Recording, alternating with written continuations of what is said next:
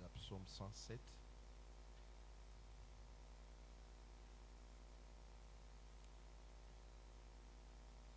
La Bible dit, célébrez l'Éternel car il est bon, car sa beauté demeure à toujours. Que les rachetés de l'Éternel le disent, c'est qu'il a racheté de la main de l'oppresseur et qu'il a rassemblé des pays du Levant et du couchant, du nord et de la mer. Ils errèrent par les déserts dans un chemin solitaire.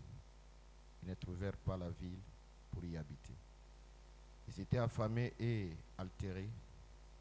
Leurs âmes défaillaient en eux.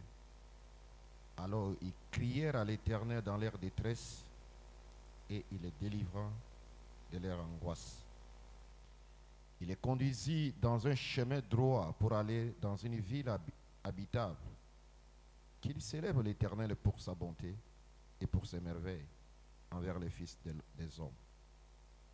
Car il a rassasié l'âme altérée et il a rempli de biens l'âme affamée. Ceux qui habitent dans les ténèbres et dans l'ombre de la mort, liés d'affliction et de fer, parce qu'ils se sont rebellés contre les paroles de Dieu et ont méprisé les conseils du Très-Haut. Il a humilié leur cœur par le travail. Ils ont trébuché sans qu'il y ait personne qui les secourût. Alors ils crièrent à l'Éternel dans leur détresse et il les délivra de leur angoisse. Il les fit sortir des ténèbres, de l'ombre de la mort et rompit leurs liens. Lève simplement nos mains et tenons nos têtes. Dieu Tout-Puissant, ces paroles lues sont tes paroles, Seigneur. Le ciel et la terre passera jusqu'à ce que chaque parole prononcée par l'Éternel des armées, Jésus-Christ, par les canaux de tes serviteurs, tes prophètes, tes messagers, Dieu Tout-Puissant, doivent s'accomplir littéralement dans la vie de tes enfants, Seigneur. Nous bénissons ton Saint-Nom, nous crions à toi, Seigneur notre Dieu, et nous croyons que ce soir, tu vas nous bénir par ta parole, Seigneur. Louange, gloire et honneur à toi pour tout ce que tu fais au milieu de nous, par des signes, par des prodiges, par des miracles, par les surnaturels, Seigneur, par la puissance cachée, dimanche après dimanche, mercredi après mercredi, vendredi après vendredi, notre Dieu. Nous voyons ta main puissante, notre Dieu, au milieu de nous. Voilà pourquoi nous te disons merci pour tout.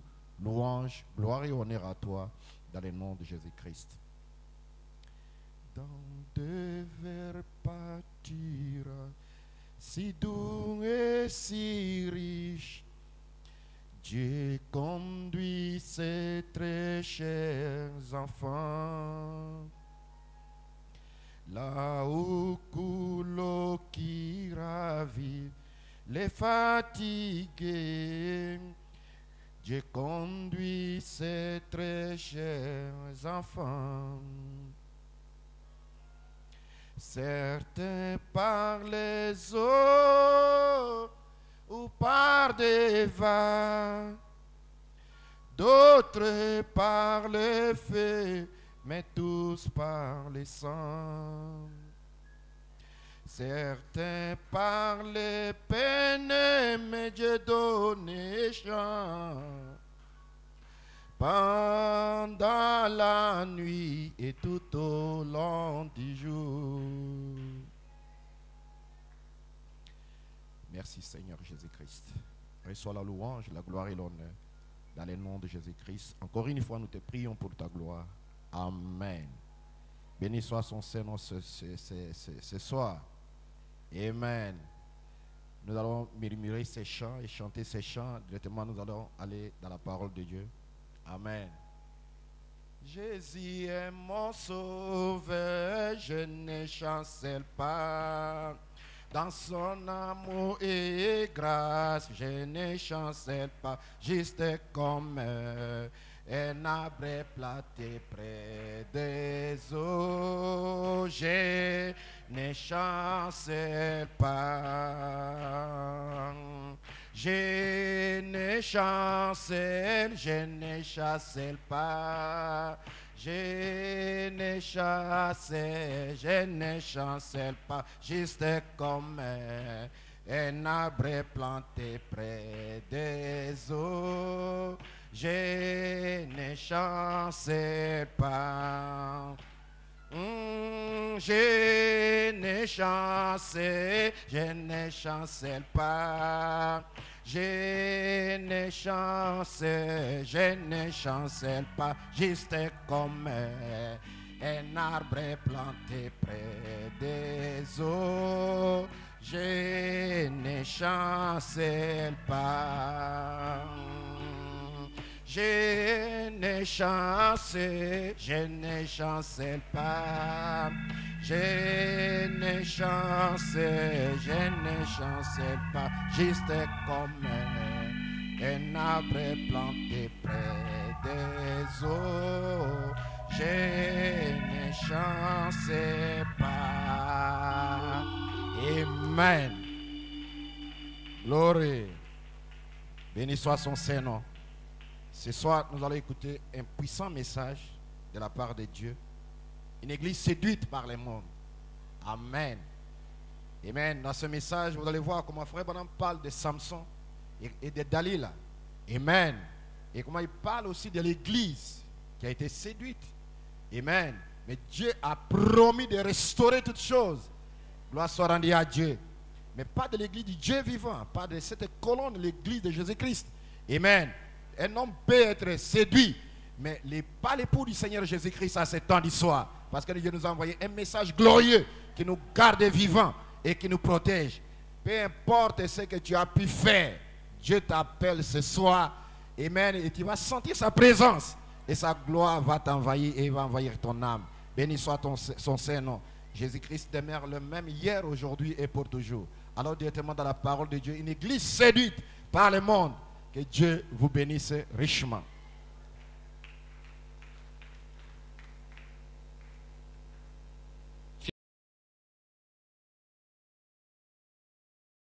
Fils suprême de Jésus pour nous au calvaire, lequel nous a réconciliés et ramenés dans la communion avec toi et fait retrouver grâce à tes yeux, afin que nous soyons réconfortés, en sachant qu'il est écrit, si vous demeurez en moi et que mes paroles demeurent en vous, demandez ce que vous voudrez, et cela vous sera accordé. Nous t'en sommes reconnaissants, et nous te prions de nous donner la foi pour y croire avec tout ce qui est en nous. Maintenant, Seigneur, laisse-nous mettre de côté tous les labeurs du jour, tous les soucis de cette vie, chacun de nous, du concierge au pasteur, pour qu'il n'y ait rien dans nos esprits maintenant, si ce n'est d'attendre que le Saint-Esprit nous parle. Étant prêts à l'écouter respectueusement, afin que nous puissions accomplir quelque chose de bon et que notre rassemblement nous permette de te connaître davantage. Car Seigneur, c'est bien pour cette raison que nous sommes venus en cette chaude journée. Parle-nous à travers ta parole vivante et laisse ta parole vivante habiter en nous et demeurer en nous, qu'ainsi nous soyons façonnés et formés, non pour ressembler au monde, mais que nous soyons transformés par le renouvellement de notre esprit en la forme du Fils de Dieu. Oh, nos cœurs vibrent à la pensée et la joie inonde nos âmes de savoir que nous pouvons être appelés fils et filles de Dieu. Nous vivons actuellement au bord de sa seconde venue. Toutes les nations et les royaumes frémissent sous nos pieds. Toutes les choses du monde sont en train de disparaître. Mais nous savons qu'un jour il viendra et nous emmènera dans un royaume qui n'aura jamais de fin et qui ne sera jamais ébranlé. Et pensez que nous sommes maintenant les sujets de ce royaume. Oh Dieu, circoncis notre cœur et nos oreilles aujourd'hui par le Saint-Esprit à travers le lavage d'eau de la parole, car nous le demandons en son nom et pour sa gloire. Amen.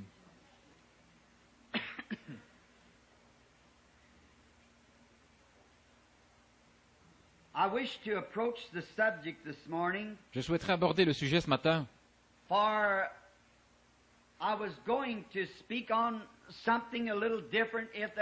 J'aurais parlé de quelque chose d'un peu différent s'il y avait eu un service de guérison. Mais nous avons annoncé que les cartes de prière seraient distribuées de 8h, 8h30 ou 9h.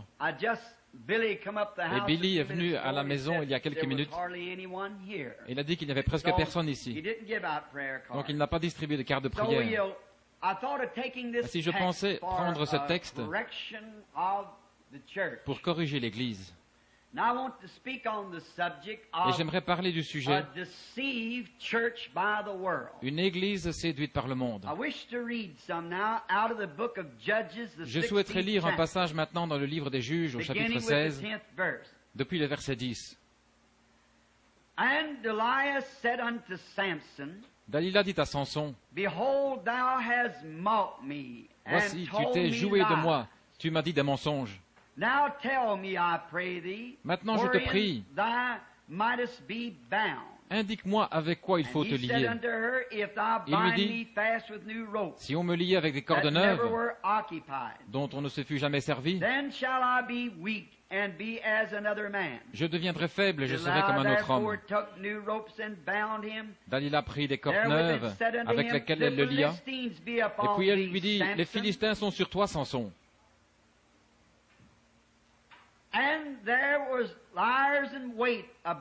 Or, des gens se tenaient en embuscade dans une chambre. Et il rompit comme un fil les cordes qu'il avait au bras. Dalila dit à Samson, « Jusqu'à présent, tu t'es joué de moi.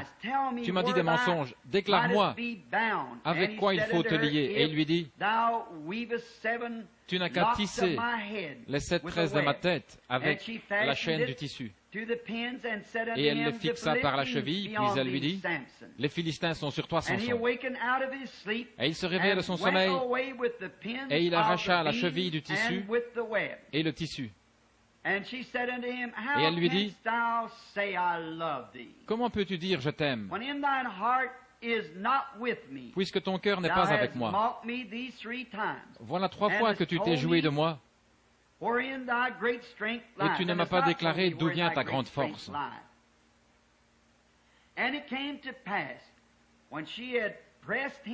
Comme elle était chaque jour à le tourmenter et à l'importuner par ses instances, son âme s'impatienta à la mort. Et il lui ouvrit tout son cœur et lui dit, « Le rasoir n'a point passé sur ma tête, parce que je suis consacré à Dieu depuis le ventre de ma mère, par un but de naziréen. Si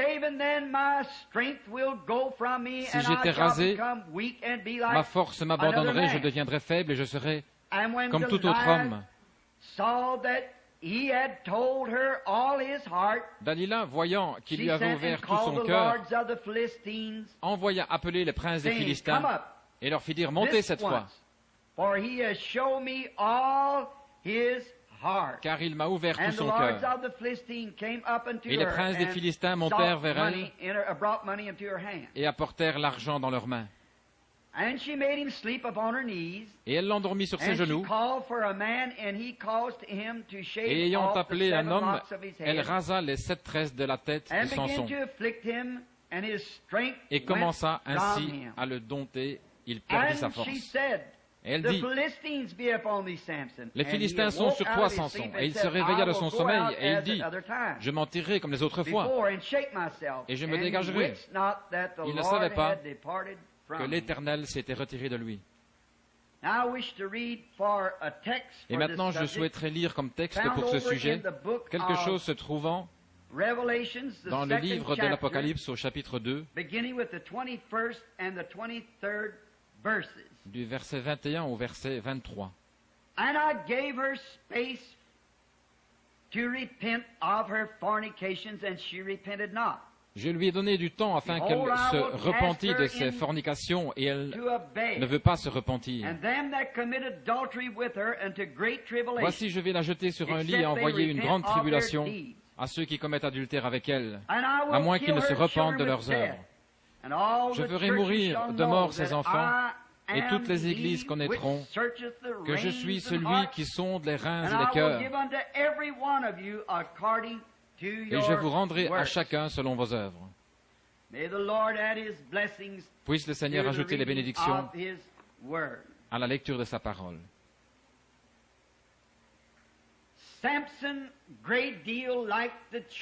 Samson, ressemblant beaucoup à l'Église, a bien débuté. Il est bien parti dans la bonne direction.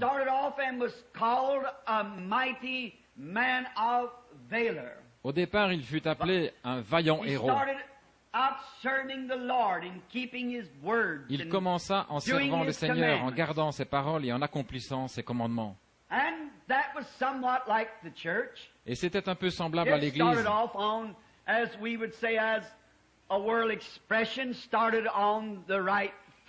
Elle est aussi partie, comme on dirait selon une expression mondaine, elle est partie du bon pied. Elle a commencé à observer les commandements du Seigneur. Et tant que Samson suivait le Seigneur utilisait Samson. Car Dieu peut garder quiconque et utiliser quiconque le suivra. Car c'est l'affaire de Dieu. Mais lorsque nous nous détournons et nous éloignons des choses de Dieu, Dieu ne peut plus nous utiliser. Lorsque fermement nous suivons les commandements de Dieu, lorsque nous restons dans les pages de la Bible et que nous adorons d'après la parole écrite, que nous l'adorons dans l'esprit et dans la vérité de la parole, alors Dieu peut utiliser n'importe quel individu. Mais lorsque l'idée lui vient de se détourner vers quelque chose d'autre, alors Dieu ne peut plus l'utiliser. So Samson makes a very outstanding representation of the Ainsi, church Samson of today. représente de façon bien remarquable l'Église d'aujourd'hui. Lorsque l'Église était à ses débuts, Dieu pouvait utiliser l'Église, car l'Église marchait diligemment selon les commandements du Seigneur. Elle observait toutes ses ordonnances et ses lois. Et elle mettait en pratique tous ses commandements, et Dieu était avec l'Église.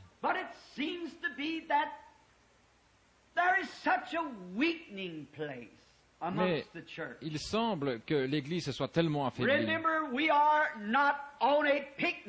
Souvenez-vous, nous ne sommes pas à un pique-nique, mais nous sommes sur un champ de bataille.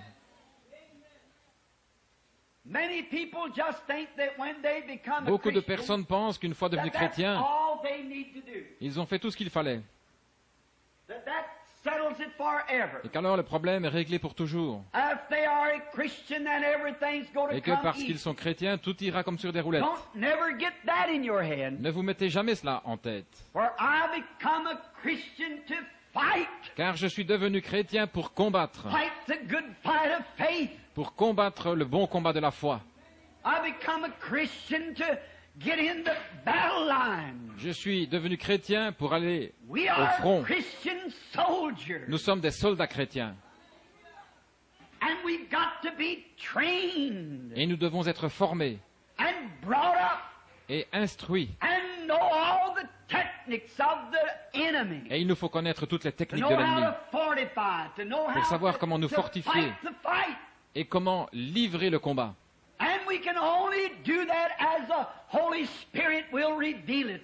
Et nous ne pouvons le faire qu'au fur et à mesure que le Saint-Esprit nous le révélera. Nous ne pouvons pas prendre ce que d'autres nations nous disent lorsque nous allons à la guerre, prendre certaines de leurs idées.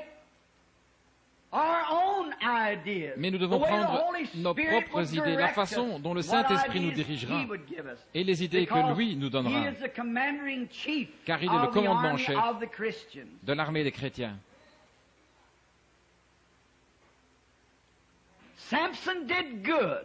Samson faisait son chemin, c'était un homme remarquable.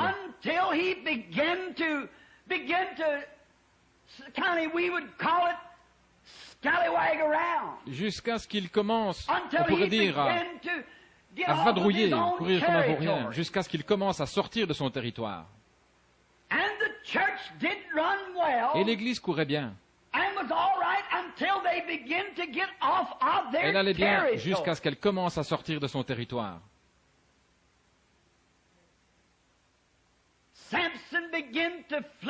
Samson a commencé à flirter.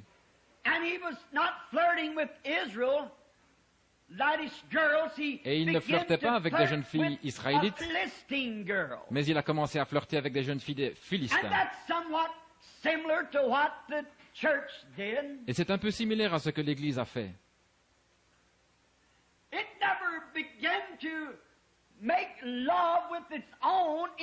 n'a pas commencé à faire la cour aux siens, mais elle est partie vers les incroyants. Et elle a commencé à flirter avec les incroyants.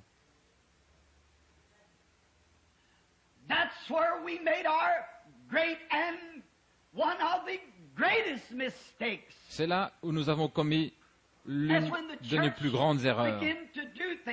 Lorsque l'Église a commencé à faire des choses qui n'étaient pas justes, elle a commencé à avoir, comme Samson, de mauvaises fréquentations.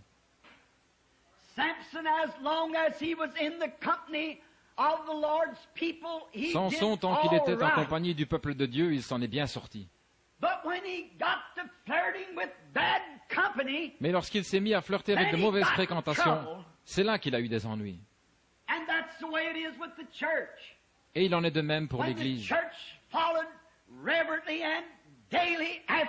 Quand l'Église suivait chaque jour respectueusement la conduite du Saint-Esprit, Dieu les bénissait. Et des miracles, des signes et des prodiges suivaient l'Église. Mais lorsqu'elle a commencé à avoir de mauvaises fréquentations avec le monde,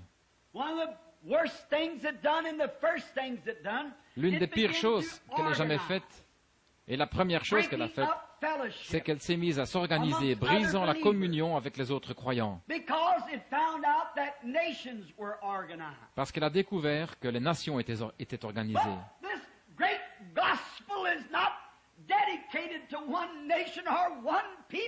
Mais ce merveilleux évangile n'est pas destiné à une seule nation ou à un seul peuple. Il est destiné à celui qui veut qu'il vienne de toute nation, de toute tribu, de toute langue, de tout peuple. Dieu n'a jamais eu l'intention de nous voir tracer des lignes de démarcation. Mais l'homme voulait ressembler, se comparer ou copier, ou suivre ce que le monde faisait, dire les mêmes choses qu'eux, avoir du succès comme eux.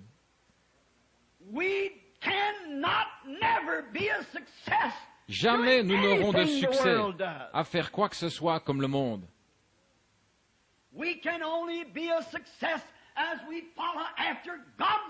ne pouvons avoir du succès qu'en suivant les lois de Dieu et sa façon de faire. Jamais nous n'y arriverons en nous modelant sur le monde.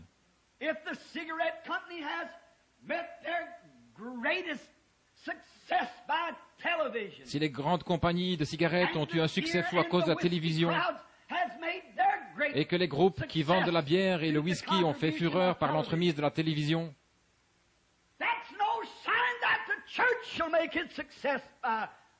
ce n'est pas un signe que l'Église aura son succès par la télévision. Le succès de l'Évangile, de l'Église, réside dans la prédication de l'Évangile, de la puissance de Dieu et dans la démonstration de l'Esprit. Nous ne pouvons pas affirmer que parce que la télévision a été utile à la compagnie de cigarettes et aux autres compagnies, nous n'avons pas un seul passage de l'Écriture nous disant d'essayer de nous comparer avec ces gens-là. Et tant que nous le ferons, nous attirerons peut-être les gens en grand nombre, mais ce n'est pas ce que Dieu nous a ordonné de faire. Nous pensons que parce que tout marche bien, que nous avons de grandes organisations et que de grandes choses épatantes arrivent, que c'est un succès. La mort frappe journellement parmi nous, spirituellement parlant. Si nous étions au nombre de 10 millions ce matin, mais que le Saint-Esprit ne soit pas avec nous, nous aurions avantage à n'être ici que 10 avec le Saint-Esprit en nous. Nous ne pouvons pas nous comparer au monde. L'une des premières choses, c'est que l'Église a commencé à s'organiser. La première organisation a été l'Église catholique. Et ensuite est venue l'Église luthérienne. Lorsque l'Église catholique s'est organisée pour former une organisation, un jour un cri s'est fait entendre. Les Philistins sont sur toi, Samson. Et Samson a brisé les cordes des liens de l'Église catholique. Alors Luther est sorti avec l'organisation. Ensuite, ils ont lié l'Église avec une autre corde comme Dalila l'avait fait. Et alors ils ont commencé, plutôt que d'avoir des hommes appelés par Dieu, des hommes appelés par le Saint-Esprit, peut-être qu'ils ne connaissaient pas leur ABC, mais ils connaissaient Christ. L'Église s'est alors mise à la recherche de l'élégance et à suivre le style des orateurs politiques. Et il leur fallait donner à leurs prédicateurs des diplômes de docteur. Chacun devait être un docteur en théologie. C'était là une autre corde servant à lier l'Église. Les hommes vont étudier, chaque séminaire essaie de produire un plus grand érudit, afin que leurs églises puissent se vanter. Notre pasteur est docteur en théologie. Et qu'ont-ils fait? L'un essaye de surpasser l'autre en connaissance. Eh bien, cela ne veut rien dire du tout aux yeux de Dieu. Il est inutile pour un homme d'essayer de se servir de sa connaissance mondaine pour plaire à Dieu. C'est une abomination aux yeux de Dieu. Jamais vous ne plairez à Dieu avec des ambitions mondaines et une connaissance selon le monde, parce que c'est inimitié contre Dieu, dit l'Écriture. Il ne peut pas faire cela. Et chacun essaie d'avoir toute la connaissance. Ils savent exactement ce qu'il faut faire et quelles paroles prononcer. Et cela devient simplement un discours politique, au lieu d'un message puissant et démontré par le Saint-Esprit, qui pénètre dans le cœur de l'homme et dévoile le péché. Ils sont formés pour des discours politiques. Et nous n'avons pas besoin de cela. Paul a dit, la parole ne nous est pas venue seulement, ou plutôt l'évangile en parole seulement, mais à travers la puissance et la manifestation du Saint-Esprit. C'est ainsi que l'évangile a été annoncé, par la démonstration de la puissance du Saint-Esprit.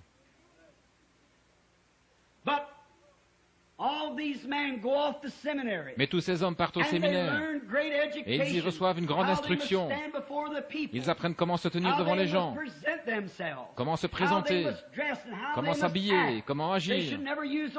Et ils apprennent à ne jamais faire d'erreurs grammaticales. Maintenant, tout cela est OK pour un discours politique. Mais nous ne recherchons pas les paroles enchanteresses des hommes. Paul a dit, l'évangile que je prêche n'est pas venu comme cela. Il est venu par le renouvellement du Saint-Esprit et des démonstrations de puissance.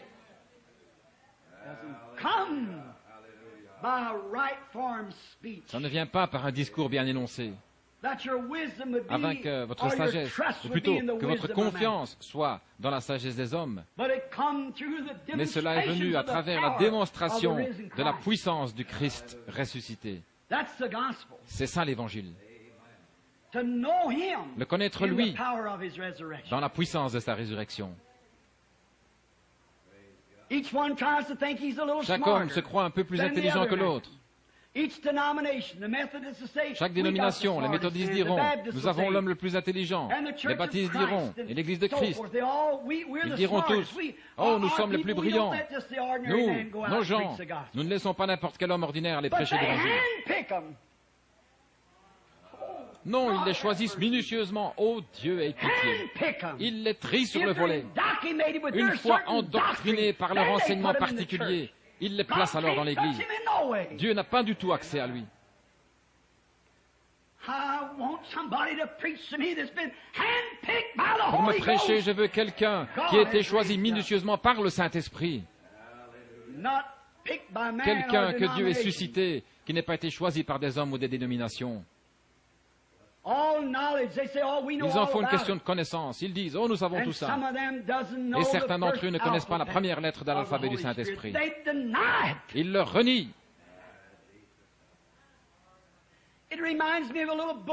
Ça me rappelle un petit livre que j'ai lu un jour en Californie, il y a environ 10 ans. Je l'ai pris dans un magasin de journaux. Le nom de l'auteur m'échappe, c'était un petit livre à 4 sous. Mais il contenait beaucoup de bon sens, bien qu'il me semblait un peu humoristique.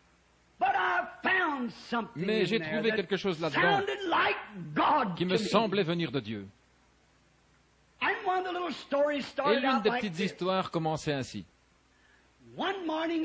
Un matin, dans un grand poulailler, il y avait un certain petit coq qui pensait posséder toute la connaissance qu'on pouvait bien avoir.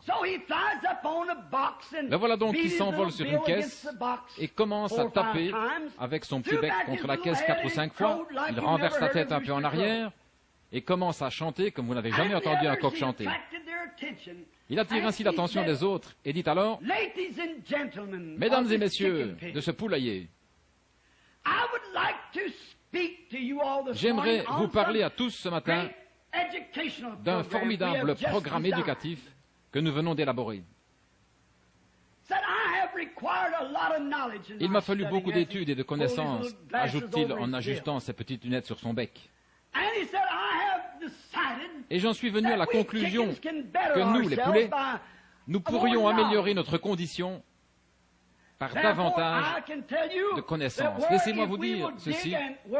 Si nous creusons, si nous travaillons dans un certain enclos, dans un trou précis, nous y trouverons une certaine vitamine qui nous fera chanter mieux et avoir un plus beau plumage. Et oh, je peux vous dire comment nous pouvons améliorer notre condition de bien de façon différente. Et ces jeunes poulettes avec leurs petites crêtes rouges gloussaient et disaient, n'est-ce pas un chéri?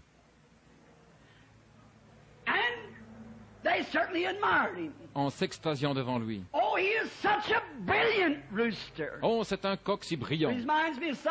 Cela me rappelle certains de ces prédicateurs de séminaire. C'est un homme si brillant. Rien ne nous oblige à rester là avec le reste des poulets, nous devrions tous le suivre. Eh bien, avant même que le petit bonhomme puisse terminer son discours, un autre petit poulet, dont le plumage n'était pas aussi éclatant, arrive en trombe de l'autre côté de la basse-cour et dit « Juste une minute, les amis. Je viens d'entendre le dernier bulletin d'information à la radio. Le prix des poulets a augmenté de 4 cents la livre. Nous allons tous à l'abattoir demain. À quoi donc va servir votre connaissance? Frère, toute la connaissance que nous pouvons accumuler, à quoi sert-elle?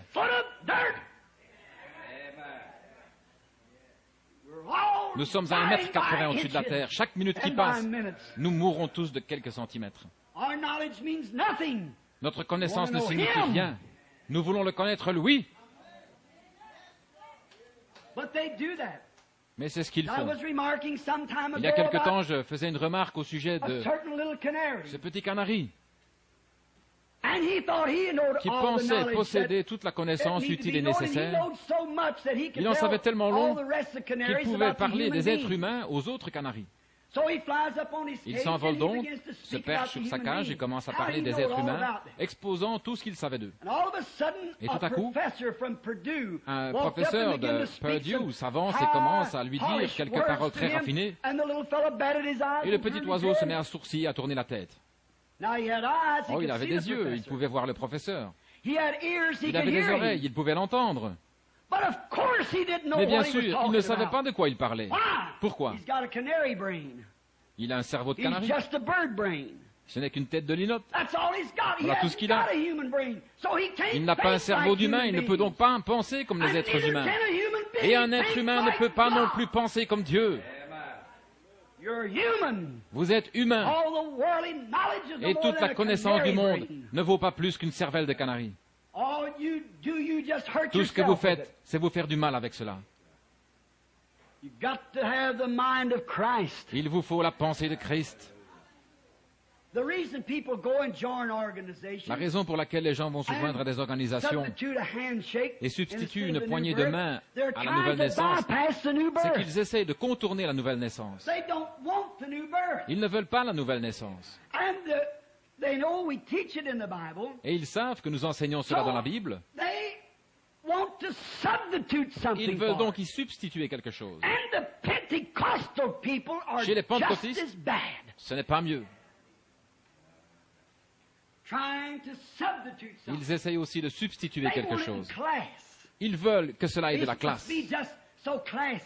Il faut que cela se fasse avec de la classe. Nous allons nous serrer la main et nous joindre à l'église, et nous serons aspergés ou baptisés, ou quelque chose ainsi. Ils ont peur de la nouvelle naissance.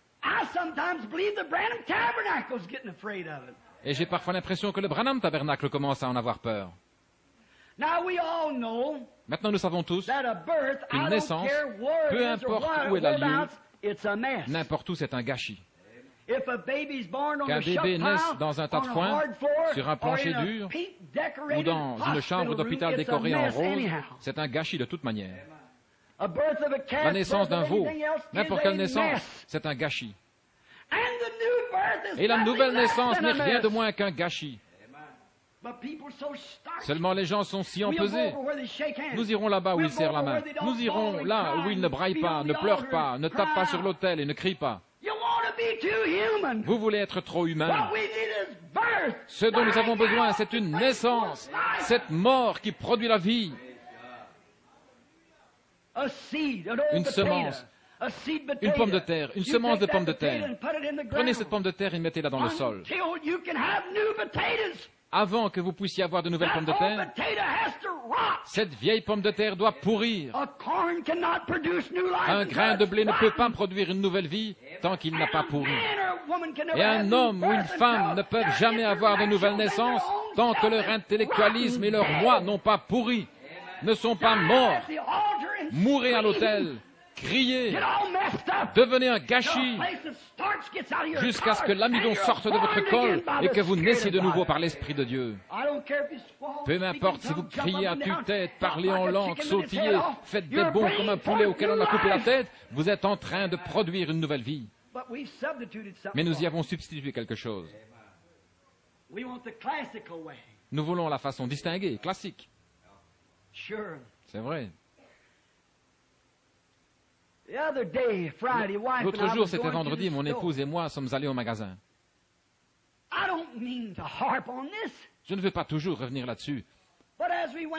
Mais alors que nous descendions la rue, je ne faisais que tourner la tête d'un côté et de l'autre, voyant des femmes nues. J'ai promis à Dieu, lorsque j'étais aveugle, que s'il guérissait mes yeux, je regarderais les choses correctes. Je garde une petite croix suspendue dans ma voiture. Lorsque je vois de telles choses, je regarde la croix et je dis, « Oh Dieu, voilà mon refuge. » Tandis que je regarde la croix, je voyais ces femmes. Mesdames a dit, « Nous n'avons pas vu une seule femme portant une jupe aujourd'hui. » Et elle m'a dit, « Bill, regarde cette femme-là, avec ces petites bretelles autour du haut de son corps.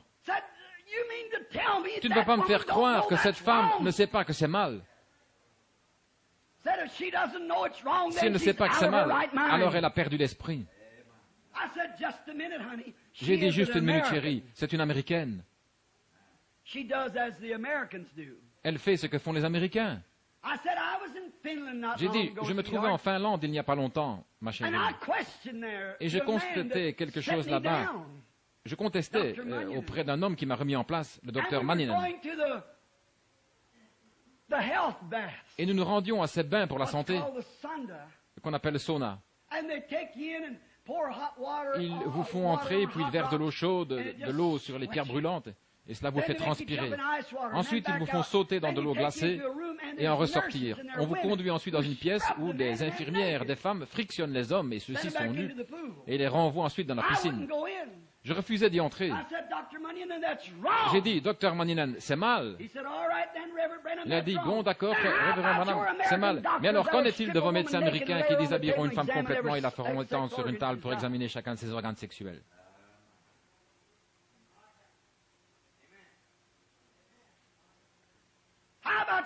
Qu'en est-il de vos infirmières dans les hôpitaux? J'ai dit, excusez-moi, frère Maninan, vous avez raison. Qu'est-ce? Ce sont des coutumes. Lorsque j'étais à Paris, j'avais de la peine à le croire. Mais il y avait des urinoirs communs pour les hommes et pour les femmes. Je ne pouvais pas comprendre que ces toilettes au bord de la route servaient à la fois aux hommes et aux femmes. Je n'arrivais pas à croire que lorsque les femmes allaient se baigner à la plage, un jeune homme avec sa petite amie, ils n'avaient pas de cabine, ils enlevaient simplement tous leurs vêtements jusqu'au dernier, se tournaient ensuite le dos, mettaient une petite bandelette et s'en allaient nager. Mais c'est ainsi, ils n'y font pas attention. C'est une coutume de la France. En Afrique, femmes et hommes, les jeunes comme les vieux, marchent dans la savane complètement dévêtus, sans avoir jamais su ce que c'était que des toilettes. Et ainsi de suite, ni même pris la peine de se cacher à la vue des autres. Mais ils ne font pas la distinction, ils ne connaissent pas autre chose. Ce sont des coutumes des nations.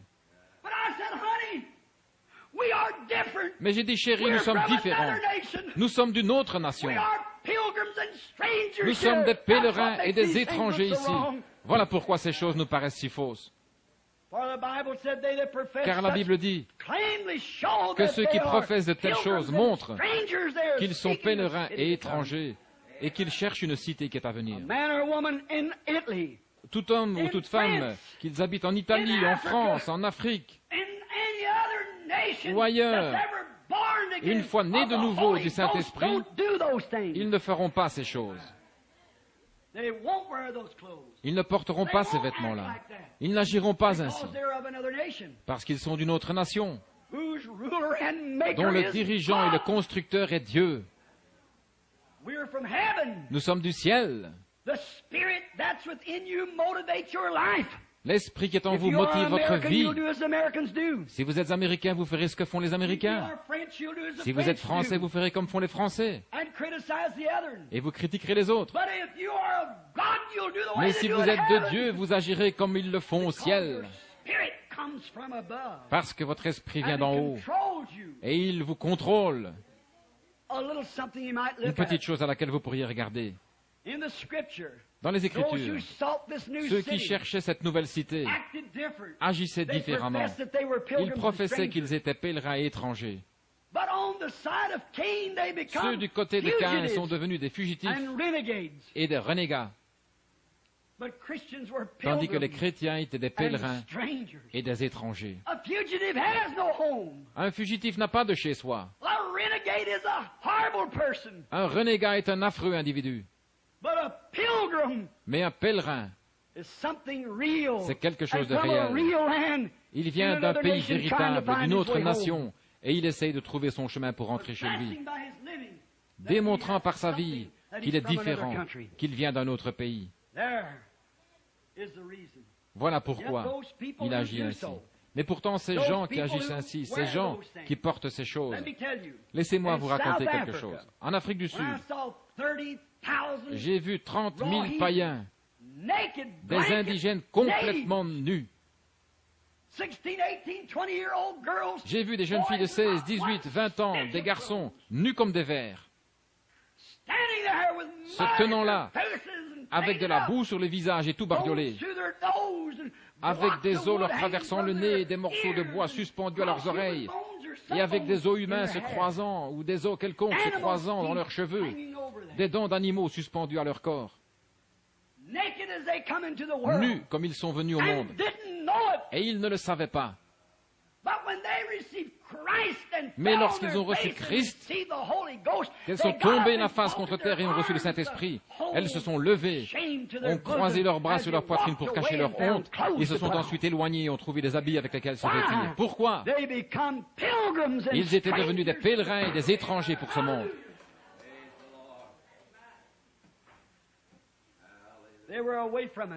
Alléluia, ils s'en étaient éloignés. Oui, monsieur. Oh oui, ces gens se déclarent chrétiens, ils appartiennent à des églises. Ils s'en vont disant, nous sommes méthodistes, nous sommes baptistes, nous sommes pentecôtistes, nous sommes adventistes du 7e jour, nous sommes ceci ou cela. Cela n'a rien à voir. Votre esprit, la vie qui est en vous, c'est ce qui motive et révèle ce que vous êtes. Jésus a dit, c'est à leurs fruits que vous les reconnaîtrez. L'Église est devenue comme Israël l'était au commencement. Ils ont vu que toutes les nations païennes avaient un roi, mais Dieu était leur roi. Et ils ont vu que les nations païennes avaient un roi. Ils ont donc voulu faire comme les nations païennes et se sont achetés un roi. Et en faisant cela, ils se sont attirés des ennuis. Petit à petit, il a commencé à entrer. Petit à petit, le monde a commencé à s'infiltrer en eux. Finalement, cela aboutit en Akab. Un roi s'en approchant un petit peu plus, encore un petit peu plus. Et finalement, cela fait sortir la vie qui était en eux. Et ils ont continué ainsi. Et lorsque le vrai roi est venu, ils ne l'ont pas reconnu. Et c'est la même chose que l'Église a fait. Elle a adopté, c'est ça. Elle a adopté la politique, l'éducation. Elle a adopté les organisations, la société, les grosses églises, des prédicateurs hostiles pompeux. Et lorsque le vrai roi vient, ils ne le reconnaissent pas. Ils sont en train de crucifier le Saint-Esprit. Celui-là même qui est leur roi, ils ne le reconnaissent pas. Mais ils rient de lui et se moquent de lui. Ce que les Juifs ont fait à leur Messie, l'Église est aussi en train de le faire à son Messie. Et ils ne le savent pas. Ils manquent de perspicacité spirituelle, étant tellement endoctrinés par ce qui frappe leurs yeux, par les apparences, des bâtiments imposants essayant de se comparer au monde.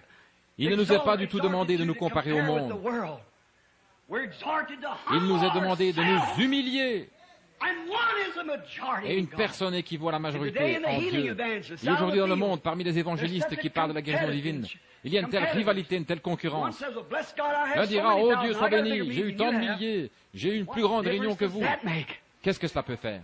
Que nous ayons 1 ou 1 million, qu'est-ce que ça peut bien faire? Sommes-nous fidèles à Dieu? Sommes-nous fidèles à sa parole? Supportons-nous le test auquel nous sommes soumis par le Saint-Esprit? Est-ce vrai? Voilà l'essentiel. Mais nous faisons des compromis avec la Bible. Beaucoup de nos pentecôtistes font des compromis quant aux doctrines fondamentales de cette Bible. Mon but n'est pas de vous blesser.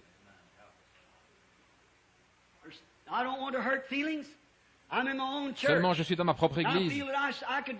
Et j'estime que je peux faire dans mon église parce que je prêche l'évangile.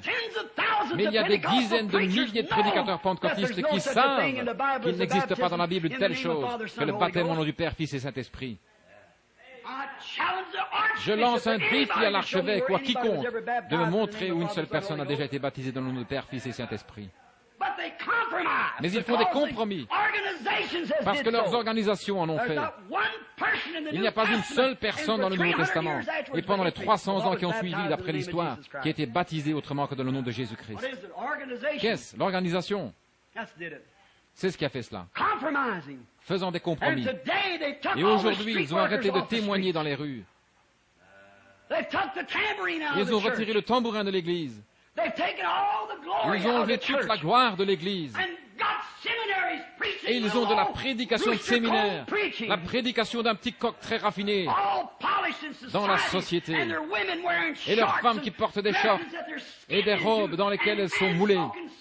Et les hommes qui fument la cigarette jouent à l'argent et font des plaisanteries grossières. C'est une honte aux yeux de Dieu.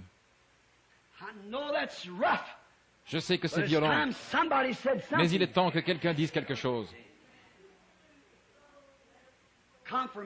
Faisant des compromis, cédant, agissant comme le monde. Peu m'importe si je dois rester seul, sans plus personne si ce n'est Dieu, je prêcherai la vérité de la Bible de Dieu et prendrai position pour elle. Quitte à mourir, je prendrai position pour la vérité. Certainement. Nous voulons la vérité. Je ne me mesurerai pas d'après l'Église, mais c'est d'après la parole de Dieu que je vais me mesurer. Mais Dalila, l'avez-vous remarqué? Elle savait que Samson possédait une puissance. Cependant, elle ne savait pas d'où lui venait cette puissance. Elle ne pouvait pas dire ce qu'était cette puissance. Mais Samson possédait une grande puissance et elle voulait en découvrir le secret. Et Dalila s'est mise à faire la cour à Samson, cherchant sans cesse à le séduire par sa beauté. Oh, elle s'habillait d'une façon très sexy, et elle marchait devant lui en ayant ce petit rire affecté qu'ont certains jeunes adolescents d'aujourd'hui, et ainsi de suite. Elle voulait agir un petit peu comme une stripteaseuse pour essayer d'envoûter Samson. Et c'est ce que le monde a fait à l'Église. Où est votre grande puissance maintenant? Eh bien, en nous organisant, cela brisera la puissance. L'Église catholique a fait cela. Mais les Philistins sont sur toi, Samson. Et un lutteur est sorti, et ensuite ils se sont organisés à nouveau. Et si vous me liez avec une autre corde, cela me retiendra. Et c'est ce qu'ils ont fait. Et les Philistins sont sur toi, Samson. Qu'est-il arrivé? Wesley est sorti et a rompu les cordes. Voilà que tu m'as trompé depuis le début. Ne sais-tu pas que je t'aime, Samson? Bien alors, dis-moi la vérité, ouvre-moi ton cœur. Très bien, lie-moi avec une autre corde. Bon, c'est ce que nous ferons. Qu'est-ce? C'est la corde dénominationnelle. Laissez-moi en liberté, que je n'ai pas de dénomination. Alors laissez-moi vous dire, vous m'aurez brisé. Et de là sont sortis les pentecôtistes. Où est votre puissance? Les Philistins sont sur toi, il a rompu les cordes de nouveau. Mais maintenant, qu'est-il arrivé? Cela atteint les pentecôtistes. Ils ont des docteurs en théologie comme pasteurs, de grands hommes. Ils ont autant d'instructions et de rituels que les méthodistes, les baptistes et tous les autres. Lorsque vous allez dans une église, vous ne pouvez pas entendre un seul amen. Ils sont aussi froids qu'un tas d'Esquimaux venant directement du pôle Nord. Froid, indifférent. Et maintenant les Philistins sont sur toi, Samson. Les Philistins sont sur toi, Amérique. Où est cette unité d'esprit? Où est l'unité de la Pentecôte? Les assemblées de Dieu et l'Église unie. Et l'Église de Dieu et celle-ci et celle-là. Chacun avec un isme différent et celle-ci avec ceci et celle-là avec cela. Nous sommes si désunis qu'on peut aller dans une ville pour y tenir des réunions des réveils et si elles sont placées sous le patronage d'une des églises, les autres n'y assisteront même pas. Les communistes sont sur toi, Amérique. Où est notre puissance? Où est notre gloire? Qu'y a-t-il? C'est ce que nous avons recherché, la sagesse des hommes plutôt que la puissance de Dieu. Oh, nos prédicateurs sont devenus si raides, si empesés. Ils nous ont organisés si bien que nous sommes empesés et endurcis, au point que les gens, qu'on n'entend plus personne pousser un cri de joie dans l'église. On n'entend jamais une personne pleurer. Le banc des pénitents a été descendu au sous-sol. Il n'y a plus de gloire dans l'église. Tout ce que nous faisons, c'est de rester assis aussi raides que possible. Nous ne sommes pas libres, nous sommes liés. Le diable, avec ses démons modernistes, a lié l'Église du Dieu vivant. C'est vrai. Il n'y a plus de puissance dans l'Église. Il n'y a plus de liberté. Les gens sont tellement empesés, tellement raides, que Dieu peut venir au milieu des pentecôtistes et prouver qu'il est Dieu et montrer les signes de sa résurrection. Et cela ne les secoue même pas. Gloire. Mais c'est une disgrâce. Je parcours le pays, Dieu agissant, accomplissant des signes, et les gens restent là. Oui, je pense que c'est pas mal. Oh, je sais que c'est possible. Cela ne les remue pas. Pourquoi? Ils sont liés par Dalila, le monde. Ils sont enchaînés. Et maintenant, ils ont même pris, liés dans une confédération. Les Philistins sont sur toi, Samson. Que vas-tu faire à ce sujet? Oh, nous avons de grandes dénominations, bien sûr. Nous avons plus de membres que jamais auparavant. Mais où est l'Esprit? Où est le Saint-Esprit? C'est ce que le diable a fait. Il est entré dans l'Église en lui faisant la cour. Il a courtisé l'Église sans arrêt. Venez à moi, je vous donnerai un immense tabernacle par ici. Si vous faites simplement ceci, si vous acceptez de vous débarrasser de ce prédicateur fanatique et que vous avez pour prendre un docteur en théologie qui a du bon sens, nous bâtirons une belle église du style classique. Honte à vous! Je préférerais avoir un homme qui n'arrive pas à faire la différence entre des grains de café et des grains de haricots, mais qui soit rempli du Saint-Esprit. Et par la puissance de Dieu, ne fasse pas de compromis. Mais c'est devenu tellement empesé que si un brave saint arrive à se frayer un passage jusqu'à Dieu au cours de la réunion, ou se met à parler en langue, ou à jubiler un peu à haute voix, ou faire quelque chose, les autres vont tendre le cou pour dire « Qu'est-ce que c'était ?» Je me demande bien. Oh, c'est sûrement un fanatique qui est entré tout à coup. Vous savez que c'est la vérité. Qu'une pauvre sainte entre et devienne suffisamment heureuse pour lever les mains et pleurer et louer le Seigneur. Que quelqu'un crie « Amen » à la prédication de l'Évangile. Et les autres vont se retourner pour voir ce qu'il a dit. Voilà les pentecôtistes. Que se passe-t-il? Vous prenez exemple sur les méthodistes, sur les baptistes. Et eux prennent exemple sur les catholiques. Et les catholiques prennent leur exemple sur l'enfer. Et tous ensemble, ils prennent pour modèle l'enfer. C'est vrai. Dalila, enjôleuse, vous a fait adopter de grandes églises, des prédicateurs bien instruits, une meilleure classe de gens. Oh, vous savez, un tel est millionnaire, si seulement nous pouvions l'amener à faire partie de notre congrégation. Oh là là. S'il n'est pas né de nouveau, il ne mérite pas d'être là. Peu importe qu'il ait $1 million, qu'il possède 40 Cadillacs, tout ce qu'il peut posséder, il doit naître de nouveau, venir à la nouvelle naissance et être régénéré par le Saint-Esprit. Et ensuite, il doit sortir de là, né de nouveau, la mort-née, excusez-moi, pleurant et criant, et se conduisant comme les autres pour ensuite vivre une vie qui prouvera qu'il l'a reçue. Amen. C'est ce qu'il vous faut.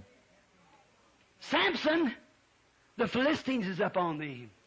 Philistins sont sur toi, les communistes sont sur toi, le monde est sur toi, le diable est sur toi. Ils s'en retournent après avoir vu l'Esprit de Dieu accomplir des miracles et faire des choses témoignant de sa résurrection. Comme Jésus l'a promis et disent, « Oh, vous savez, je pense que Frère Branham a beaucoup de télépathie mentale. Mon pasteur a dit que c'était du diable. Vous, pauvres infidèles hypocrites, pleins d'illusions, manières toutes raffinées. Vous, loups,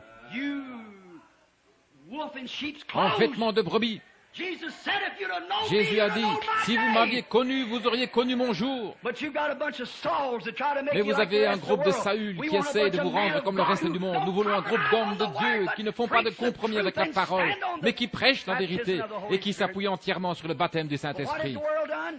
Mais qu'est-ce que le monde a fait? Il vous a rasé toute votre puissance. Vous êtes nés naziréens, vous de la Pentecôte. Mais il n'y a pas de doute, le monde vous a enlevé, vous a rasé votre puissance. Et maintenant, c'est tout aussi empesé que les autres. Qu'allons-nous faire? Que va-t-il arriver? Il y a une chose glorieuse à laquelle je puis penser pour terminer ce texte. Pendant que Samson était lié, nous ne pouvons pas avoir de réveil. Écoutez notre loyal frère Billy Graham. Un réveil à notre temps. Écoutez crier Oral Roberts. Un réveil à notre temps. Écoutez les autres. Un réveil à notre temps. Comment pouvons-nous avoir un réveil alors que nous sommes liés? Nous avons lié le Saint-Esprit avec nos organisations et nos traditions. Et nous ne pouvons pas avoir de réveil du Saint-Esprit. Je sais que c'est brûlant, comme le temps. Mais c'est la vérité. Comment pouvons-nous avoir un réveil du Saint-Esprit alors que vous êtes si liés et si empesés? Une forme de piété, c'est ce que la Bible a dit qu'ils auraient. Une forme de piété, mais reniant ce qui en fait la force. La force de quoi? La force de l'organisation, la force du monde, la force de l'Église, la force du Saint-Esprit. C'est le secret de l'Église. Et lorsque l'Église adopte des prédicateurs instruits et de grands bâtiments, et ses parures au lieu du Saint-Esprit à l'ancienne mode, il ferait mieux de retourner dans le petit local de réunion. Comment pouvez-vous avoir un réveil du Saint-Esprit alors que les gens l'étouffent, le lient et en ont peur? Voilà le fond du problème. Les Philistins sont sur toi.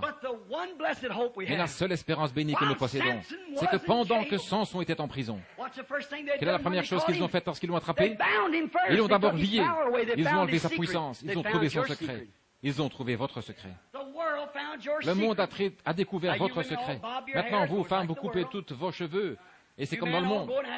Et vous, les hommes, vous commencez à agir comme le monde. On se permet de faire des plaisanteries grossières, d'aller fumer quelques cigarettes et de sortir avec les épouses des voisins et tout le reste comme cela. et de boire un petit verre avec les autres afin de garder son emploi, je préférerais rester couché à plat ventre et manger du pain sec et boire de l'eau plate et rester propre et pur devant Dieu plutôt que de faire des compromis pour avoir un quelconque travail. C'est vrai. C'est juste, restez fidèle à Dieu. Samson, les Philistins sont sur toi. Branham Tabernacle, la mondanité est en train de s'infiltrer parmi vous. Qu'avez-vous fait? Avez-vous dévoilé votre secret? Avez-vous dévoilé ce secret que Dieu vous a donné lorsque vous vous rouliez là dans la sciure il y a quelques années? L'avez-vous laissé vous échapper et être remplacé par une adoration sociale et cérémonieuse? Que vous est-il arrivé? Dieu peut descendre accomplir un miracle, traverser tout l'auditoire, disant aux gens les secrets de leur cœur et tout, et guérir les malades et les affligés, accomplir des signes, des prodiges et prêcher sa parole avec force par le Saint-Esprit. Et les gens diront, eh bien, c'est pas si mal. Nous aimons bien entendre ça de temps en temps, si nous ne sommes pas trop fatigués. Ça, c'est le Branham Tabernacle. Les Philistins sont sur toi. Dire que dans le passé, lorsque la parole était prêchée, les vieux saints, les larmes aux yeux, se levaient et se mettaient à marcher en sanglotant, peut-être sans dire un seul mot.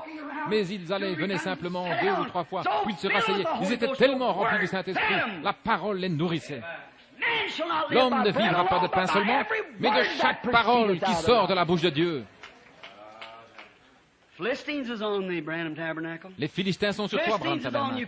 Les Philistins sont sur vous, Pentecôtistes. Bien sûr, les Philistins vous ont attrapés, vous les autres, il y a longtemps déjà, lorsque vous êtes organisés si serrés, que rien ne pouvait entrer, à moins d'être soit presbytérien, baptiste, méthodiste, catholique, ou quelque chose comme cela.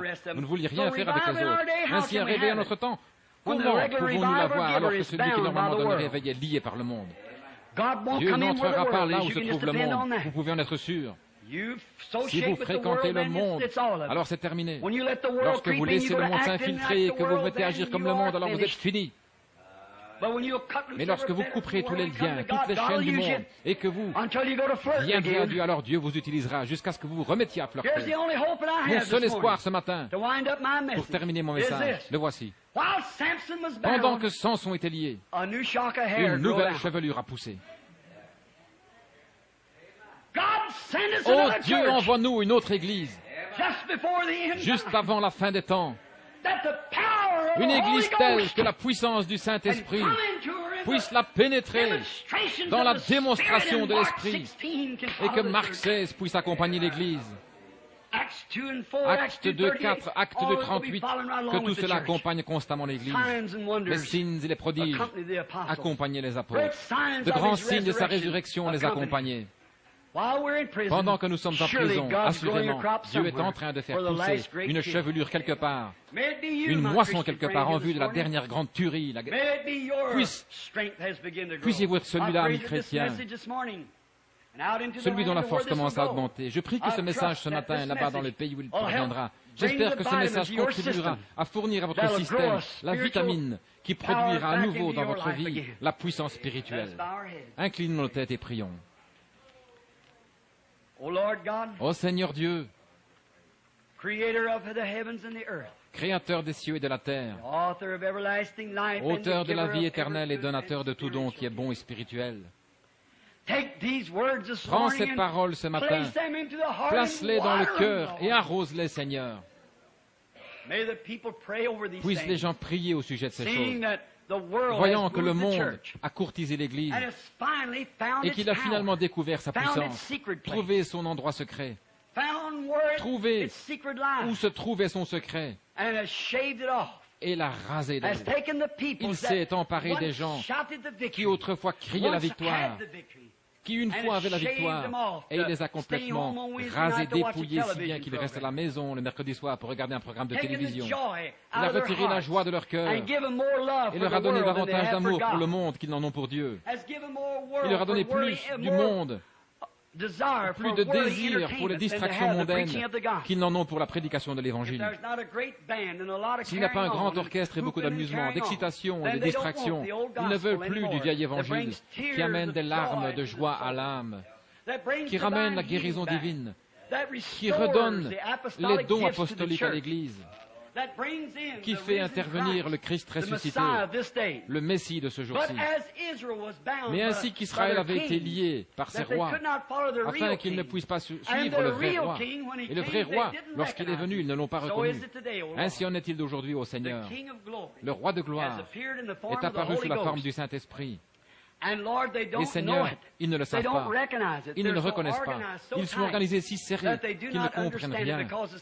Parce que ça ne se passe pas au sein d'organisation. Seigneur, c'est une œuvre du diable qui a fait cela aux gens.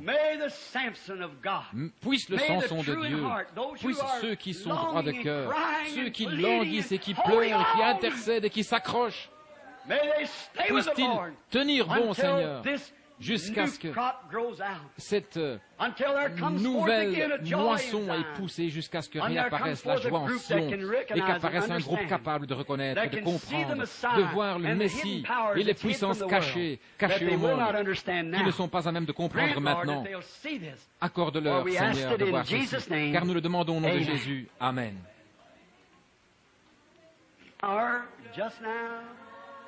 Oh Lord, send the power just now and baptize everyone.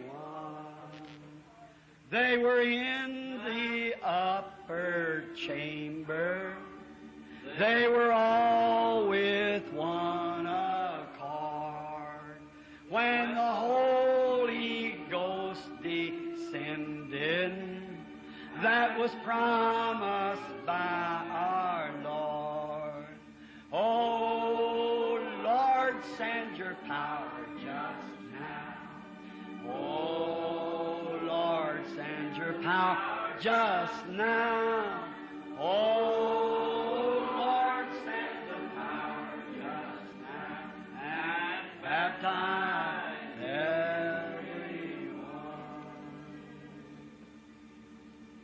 How I love him. Comme je l'aime. Just send his power. They were in the upper chamber. Simplement envoyer sa puissance. Ils étaient dans la chambre haute, tous d'un même accord. All the world had drained out of them. Tout ce qui était du monde était sorti d'eux. Ils étaient complètement vides. Et le Saint-Esprit est venu. Aujourd'hui, ils disent, venez vous joindre à l'Église. Mettez votre nom dans le livre. Ou alors inclinez-vous et dites, je confesse Christ comme le Fils de Dieu. Et ensuite, relevez-vous. Le diable fait la même chose. C'est sûr. Le diable a été baptisé lorsque Judas a été baptisé. Le diable est allé prêcher l'Évangile lorsque Judas est allé prêcher l'Évangile.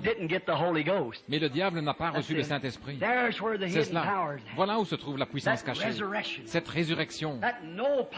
Cette certitude positive, sans l'ombre d'un doute. Il est ici. Ce même Saint-Esprit, celui qui était sur le Messie, il est toujours dans son Église. Il ne part jamais. Je serai avec vous tous les jours, même en vous, jusqu'à la fin du monde. Je serai là. Les œuvres que je fais, vous les ferez aussi. Vous en ferez davantage, car je m'en vais au Père. Mais le monde fait des compromis avec cela. Oh, ces choses appartiennent au passé. C'est exactement ce que le diable veut que vous fassiez. Dieu veut vous baptiser. Il veut que vous dites, oh, je ne suis pas pour cette façon de se conduire. Alors allez-y, vivez dans votre péché. Mais jusqu'au moment où vous aurez pourri, jusqu'à ce que vous soyez pourri à vos propres idées, à vos propres habitudes, et que vous soyez régénérés, nés de nouveau. Et cette nouvelle vie sera entièrement différente de celle qui est tombée en terre. Un grain de blé va en terre. Une terre jaune, il ressort vert. Il va dans une terre dure, renfermée, il ressort souple et sensible au vent. Oh, gloire, alléluia. Lorsque les vents commencent à souffler, le grain ne peut rien faire d'autre que de se déplacer et bouger. Mais le petit brin d'herbe fléchit et se réjouit. Et il croit alors. Il se fortifie. Il ne peut pas devenir un brin d'herbe tant que le grain n'est pas mort et n'a pas pourri. Non seulement mort, mais pourri. Il ne peut pas revenir. Mais la vie en ressort. Comme je le disais il y a quelques instants, une naissance est quelque chose d'horrible, c'est dégoûtant, c'est sale. Tout ce qu'il y a de plus dégoûtant. Mais c'est là que se trouve la vie. Lorsque vous vous considérez comme étant souillé, que vous reconnaissez que vos credos méthodistes, baptistes et pentecôtistes ne sont que saleté et que vous mourrez à l'autel, c'est alors qu'une nouvelle vie entre. Le Saint-Esprit vous élève au-dessus de cela. Vous voyez Dieu. Nous le verrons un jour glorieux. Un jour, au-delà de toute perception mortelle, nous le verrons. Croyez-vous cela? Un jour, au-delà de toute perception mortelle, un heureux lendemain m'attend. Je me tenais ici au coin hier soir et j'ai cru voir le petit rabbin Lawson. Quand il était ici autrefois, il avait l'habitude d'étendre sa vieille canne et de m'attraper par le cou ici à la chaire et de chanter ce chant. Un heureux lendemain m'attend. Quelque chose est arrivé. Cela fait sortir le monde. J'ai commencé à voir les choses différemment. Je me suis tellement tracassé au sujet de la façon dont ces Américains agissent constamment, année après année, à la vue de ces femmes et de ces hommes, de la façon dont ils se dégradent et vont dans le péché, que j'en ai presque fait une dépression 2 ou 3 fois, à force de me tracasser à ce sujet. J'ai dit à Dieu, je ne me ferai plus de soucis. Ta parole a déclaré qu'il en serait ainsi. Mais je me tiendrai dans la brèche et je dénoncerai cela de toutes mes forces. L'autre jour, j'étais à Greens Mill, à ma caverne, très loin dans la nature. J'avais prié toute la journée, et vers 3 heures de l'après-midi, le soleil allait se coucher, et je me tenais là à regarder au loin. J'étais sorti de la caverne et je me tenais sur un gros rocher. Je me tenais là, regardant vers l'est, louant le Seigneur, et je pouvais voir le soleil descendre derrière les arbres, au sommet de la montagne, comme je regardais de l'autre côté du canyon en direction des autres. Il y avait beaucoup de feuillage et tout était aussi calme que possible. Et j'ai dit, Seigneur, un jour, tu as caché Moïse dans le creux du rocher. Et tu es passé près de lui parce qu'il était épuisé. Tu es passé et il a dit que cela ressemblait au dos d'un homme. J'ai dit, cache-moi dans le creux du rocher, Seigneur. À peu près à ce moment-là, à côté de moi, est venu un petit vent qui se déplaçait à travers les buissons. Il s'est déplacé comme cela et est venu tout près de moi. Un petit vent qui se déplaçait. Et il est reparti dans les bois. Je me suis tenu là.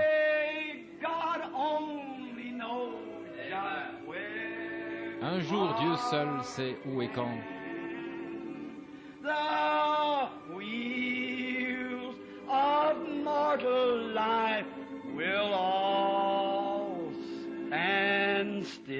Les roues de la vie mortelle devront toutes s'arrêter. Alors j'irai habiter sur la colline de Sion.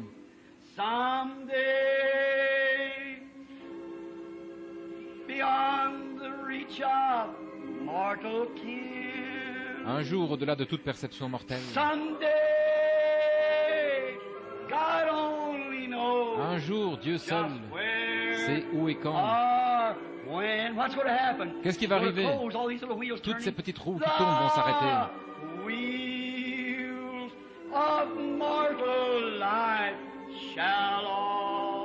Les roues de la vie mortelle s'arrêteront toutes. Alors nous irons habiter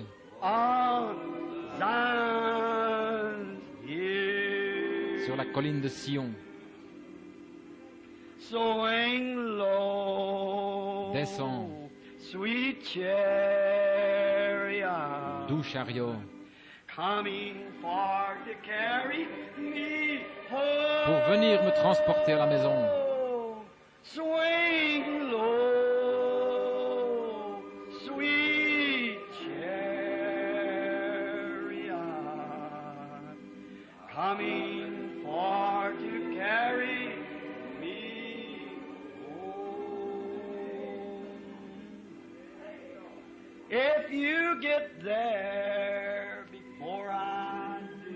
Si vous y arrivez avant moi,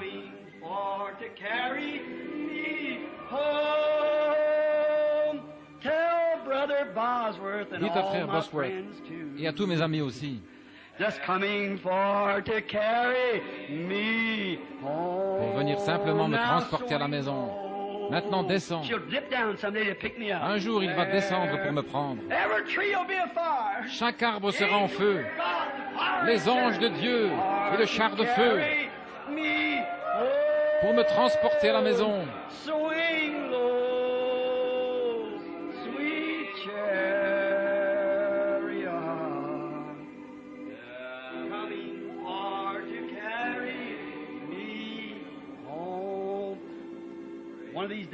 L'un de ces jours, dans les sombres heures de ma mort, je m'attends à ce qu'ils viennent. C'est vrai. J'ai regardé au-delà du Jourdain. Et qu'ai-je vu?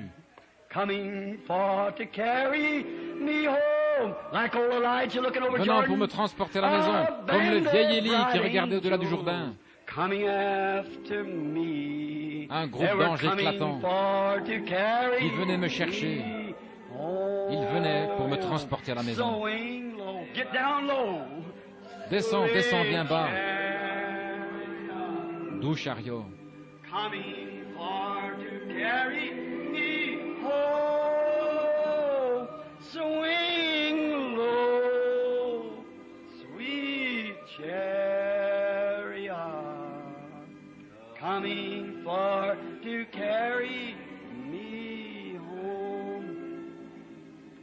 Le Seigneur Jésus, le conducteur béni de ce char, le pilote de ce vieux bateau de Sion, le bateau de la vie, est en train de se déplacer à travers le bâtiment. Il se fait entendre, sa présence est ici. Le Saint-Esprit lui-même, qui l'a ressuscité de la tombe, est ici. Étant donné qu'ils n'ont pas distribué de carte de prière, y a-t-il quelqu'un ici qui vient de l'extérieur que je ne connaisse pas, qui soit ici pour que l'on prie pour lui? Levez la main. Quelqu'un que je ne connais pas, levez la main si je ne vous connais pas. Vous là. Je crois que le jeune homme là-bas, avec la moustache. Quelqu'un a levé la main dans cette direction. Vous l'avez fait. Très bien, monsieur. Vous m'êtes tous étrangers. Est-ce que ce même Seigneur Jésus, le berger du troupeau, est ici? Croyez-vous que ces promesses sont vraies? Qu'il voit son Église et que les œuvres que je fais, vous les ferez aussi? Vous en ferez même de plus grandes, car je m'en vais à mon Père? Davantage? Le croyez-vous? Avez-vous levé la main pour montrer que vous ne me connaissez pas? Croyez-vous que Dieu peut me dire ce qu'il est dans votre cœur? Qu'il peut me parler comme il l'a fait pour la femme qui a touché son vêtement? Croyez-vous qu'il est le souverain sacrificateur qui peut compatir nos infirmités? Si Dieu me révèle votre état, croyez-vous que je suis son prophète? Croyez-vous que sa présence est ici et que c'est la raison pour laquelle il le permet? Vous êtes en train de prier pour votre femme. Elle a une hanche fracturée, une hanche disloquée. C'est vrai, si c'est vrai, levez-vous. Très bien. Alors, allez, trouvez-la en bonne santé. Amen. Qu'en est-il de vous là derrière? Ce jeune homme qui s'est levé, qui avait la moustache. Croyez-vous que de tout votre cœur? Croyez-vous que Dieu peut me dire quel est votre problème?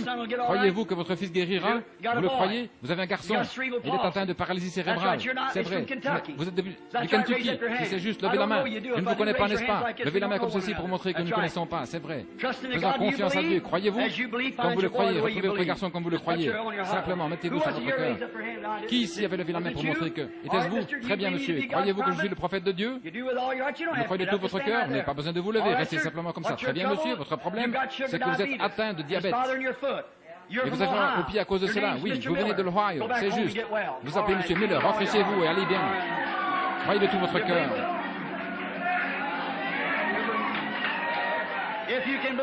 Si vous pouvez le croire. La dame qui est assise ici, avez-vous levé la main? Cette dame de forte corpulence avec les lunettes. Croyez-vous de tout votre cœur? Vous le croyez? Vous croyez que je suis le serviteur de Dieu? Vous le croyez? Très bien. Si Dieu peut me dire quel est votre problème, croirez-vous? Vous saurez du cœur. Très bien. Levez la main si c'est juste. Très bien. La dame à côté de vous s'est levée. Ce n'est pas votre cœur, ce sont plutôt vos yeux. Je la connais. Très bien. Si vous pouvez croire. Et là derrière, l'homme juste à côté, lui aussi, il souffre du cœur. Il a également une maladie de la peau. Croyez-vous que Dieu peut vous guérir? Vous le croyez, monsieur? Il y a un homme là-bas quelque part qui a levé les mains. Monsieur Schubert, très bien. Très bien, croyez-vous?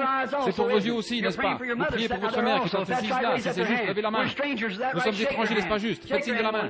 Faites-vous signe de la main, très bien. Si vous pouvez croire, vous pouvez recevoir. Jésus-Christ, le ressuscité, est dans le bâtiment. Il est le même. Quel effet cela a-t-il sur vous? Avez-vous laissé le monde pour soutirer? Vous soutirez toute votre force? Gloire.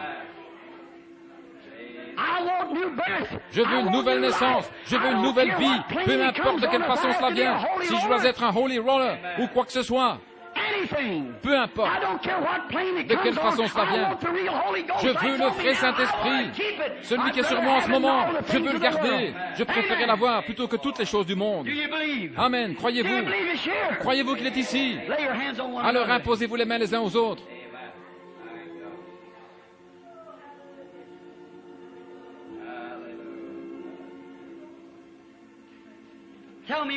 Dites-moi encore une chose qu'il pourrait faire. Rien.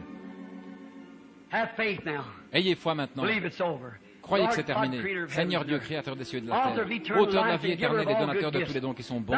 Ton esprit est ici et son onction est tellement forte, Seigneur, qu'on dirait que le bâtiment est en train de respirer sous l'effet d'un mouvement de va-et-vient. Pourquoi les gens ne peuvent-ils pas comprendre, Seigneur? Ont-ils tellement fréquenté le monde? Sont-ils devenus tellement froids, cérémonieux et empesés qu'ils ne peuvent plus te reconnaître?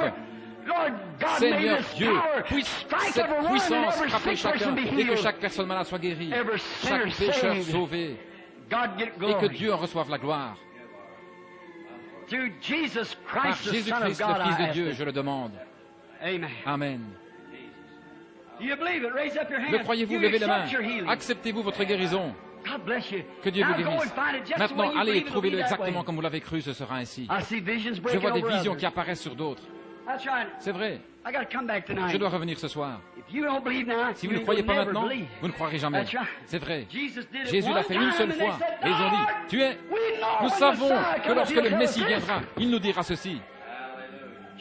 Elle a dit, je sais que le Messie fera ceci. Mais qui es-tu? Il a dit, je le suis.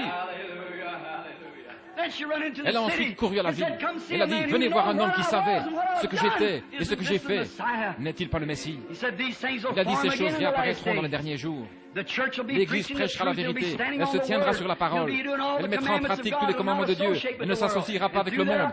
Et par son entremise, j'agirai et je ferai les mêmes choses. Mais il a dit, ils seront emportés, enflés d'orgueil, aimant le plaisir plus que Dieu, déloyaux, calomniateurs, ayant l'apparence de la piété. Très religieux, allant à l'église, ayant l'apparence de la piété, mais reniant ce qui en fait la force. Éloigne-toi de ces hommes-là. Vous les gens, où que vous soyez dans l'église, vous qui vient d'interpeller, la vision m'a quitté. Si ce que j'ai dit était la vérité et que je ne savais rien à ce sujet, levez les mains partout, dans toute l'église, partout. Voyez, je ne les connais pas, je ne les ai jamais vus, mais le Saint-Esprit est ici et il les connaît. Ne pouvez-vous pas voir que ce n'est pas moi? Écoutez. La vérité ne peut venir que par la parole. Repentez-vous chacun de vous et soyez baptisés au nom de Jésus-Christ. Et vous recevrez le Saint-Esprit. Car la promesse est pour vous et pour vos enfants, tous ceux qui sont loin, ceux que le Seigneur appellera. Croyez-vous cela? Il va y avoir un service de baptême dans un moment. Courbons la tête maintenant, je vais demander au pasteur de prier.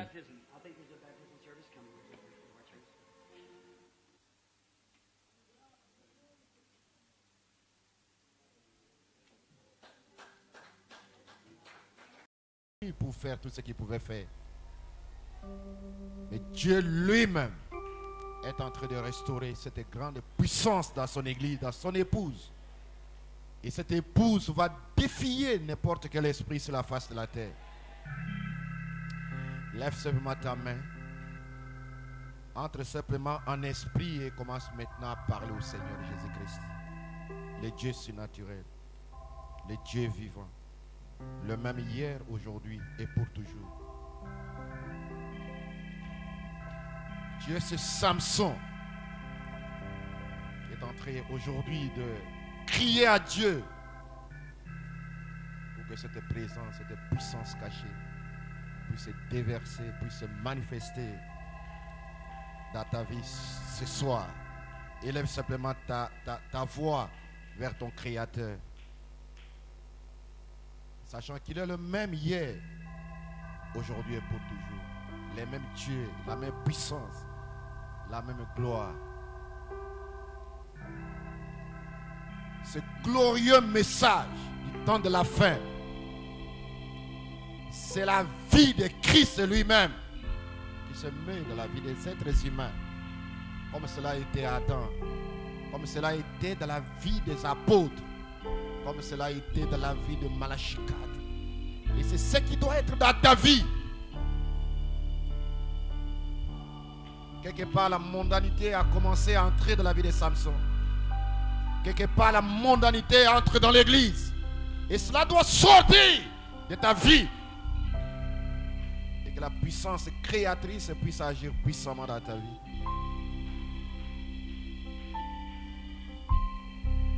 Tel que je suis sans rien en moi, sinon ton sang versé pour moi. Et comme tu m'invites à venir, agneau de Dieu, je viens,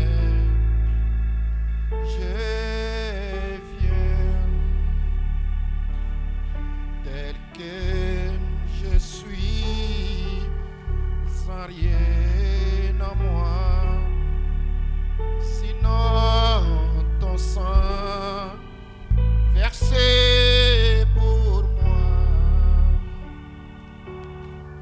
Tu m'invites à venir, rends-toi agneau de Dieu, je viens,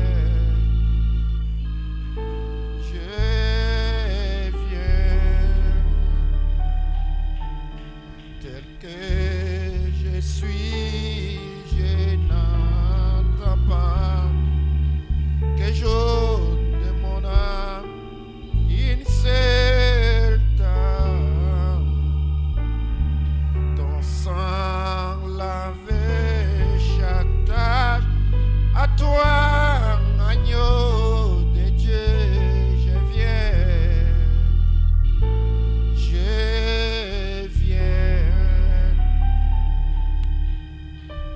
Parle à ton Créateur ce soir. Il t'a créé pour dominer, pas pour vendre ton droit d'aînesse avec ces choses qui sont sur la face de la terre. Les nations se disloquent, Israël se réveille. Tout peut arriver dans ta vie ce soir par la puissance de Dieu. Si le peuple qui porte mon nom m'invoque, je répondrai des cieux, je délivrerai, je le bénirai. Et il est ici ce soir, le puissant conquérant. C'est de toi qu'il s'agit, sœur. C'est de toi qu'il s'agit, frère. Tu dois démolir l'enfer. Samson, les gens pensaient, il a dit apporter, amener dans ses piliers. Parce qu'il a dit une fois encore, Seigneur, que ce monde reconnaisse que tu m'as appelé, que tu m'as choisi. Et il a détruit tout ce qui était ce jour-là dans les temples. La puissance de Dieu va s'élever dans ta vie, va s'élever dans ton âme pour démolir toutes ces puissances démoniaques ancestrales. C'est de toi qu'il s'agit. Tu es une partie de Dieu pour détruire l'enfer. Parle à ton Créateur ce soir.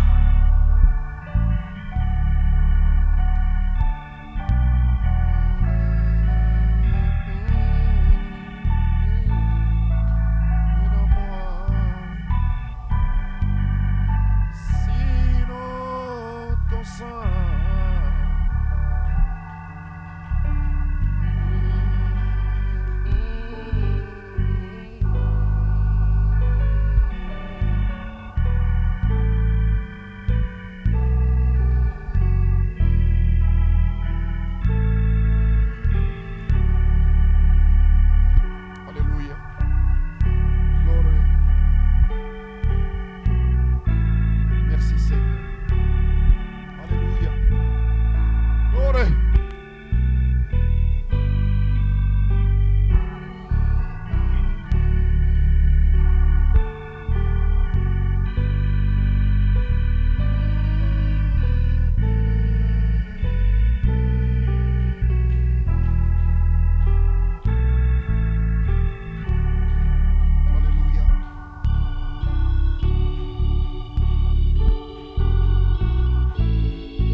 prière change toutes choses. C'est l'âme la plus puissante que Dieu ait remis entre les mains des hommes.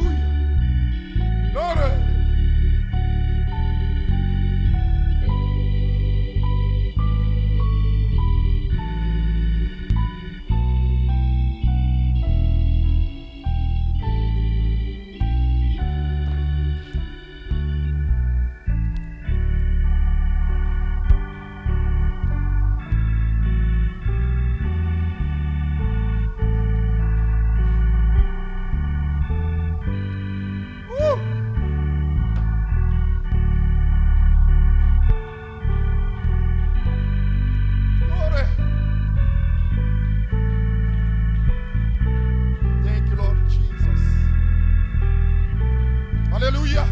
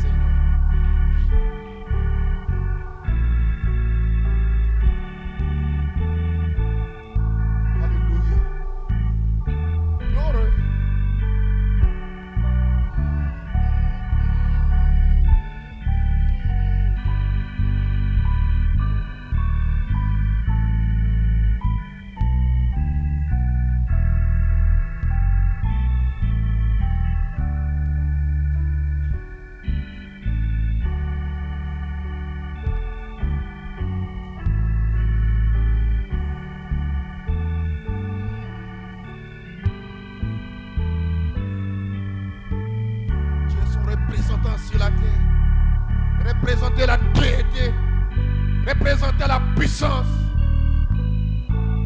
Il doit être en train de restaurer cette chose dans ta vie. Alléluia. Gloire.